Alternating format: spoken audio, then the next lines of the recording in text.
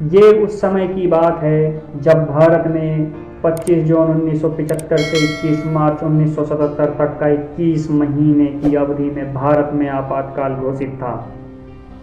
तत्कालीन राष्ट्रपति फखरुद्दीन अली अहमद ने तत्कालीन भारतीय प्रधानमंत्री इंदिरा गांधी के कहने पर भारतीय संविधान की धारा 352 के अधीन आपातकाल की घोषणा कर दी।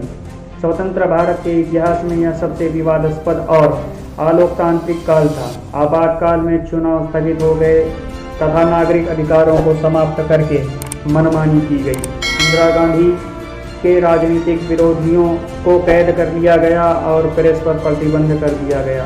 प्रधानमंत्री के बेटे संजय गांधी के नेतृत्व में बड़े पैमाने पर पुरुष नसबंदी अभियान चलाया गया। जयप्रकाश नारायण ने इसे भारतीय इतिहास की सर्वाधिक अवधि कहा था। आपातकाल विरोधी आंदोलन। राष्ट्रीय स्वयंसेवक संघ को प्रतिबंधित कर दिया गया क्योंकि माना गया कि यह संगठन विपक्षी नेताओं का करीबी है तथा इसका बड़ा संगठनात्मक आधार सरकार के विरुद्ध विरोध प्रदर्शन करने की संभावना रखता है। पुलिस इस संगठन पर टूट पड़ी और इसके हजारों कार्यकर्ताओं को कैद कर दिया गया। आरएसएस ने प्रतिबंध को चुनौती दी और हजारों स्वयंसेवकों ने प्रतिबंध के खिलाफ और मौलिक अधिकारों के हनन के खिलाफ सत्याग्रह में भाग लिया। आपातकाल का क्या मतलब होता है? आपातकाल भारतीय संविधान में एक ऐसा प्रावधान है जिसका इस्तेमाल तब किया जाता है जब देश को किसी आंतरिक, बाहरी या आर्थिक रूप से किसी तरह के खतरे की आशंका होती है। आपातकाल लगाने से क्या होता है? ऐसे में यदि देश पर अचानक कोई संकट आ जाए जिससे देश की एकता, अखंडता और सुरक्षा खतरे में हो, तो ऐसे समय में सरकार के पास आपातकाल लागू करने का विकल्प होता है।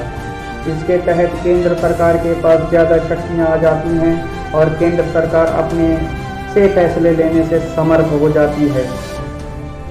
पहली गैर कांग्रेसी सरकार।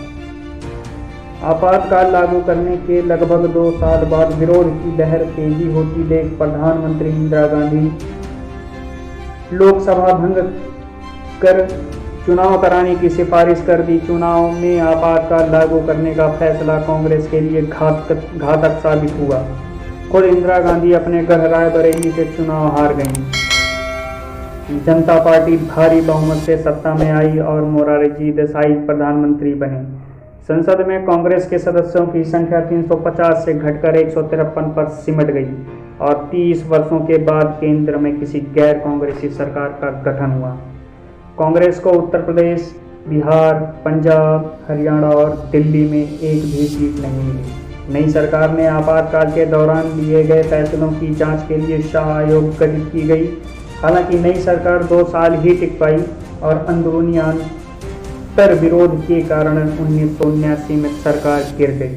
उत्तर प्रदेश उप प्रधानमंत्री चौधरी चरण सिंह ने कुछ मंत्रियों की दोहरी सदस्यता का सवाल उठाया, जो जनसंघ के भी सदस्य थे। इसी मुद्दे पर चरण सिंह ने सरकार से समर्थन वापस ले लिया और कांग्रेस के समर्थन से उन्होंने सरकार बनाई, लेकिन चली 5 महीने। उनके नाम कभी संसद न ही जाने वाले प्रधानमंत्री का रिकॉर्ड दर्ज हो गया और 1977 23 मार्च को आपातकाल समाप्त हो गया। आपको ये जानकारी कैसी लगी कमेंट बॉक्स में जरूर बताएं।